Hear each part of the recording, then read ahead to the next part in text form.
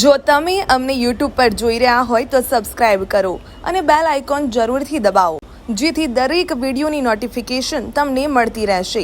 આ સાથે સમાચારના સતત અપડેટ માટે સોશિયલ મીડિયામાં અમારા ફેસબુક, ઇન્સ્ટાગ્રામ, એક્સ અને ડેલી હન્ટ પેજને ફોલો કરો અને અમારી સાથે જોડાઓ।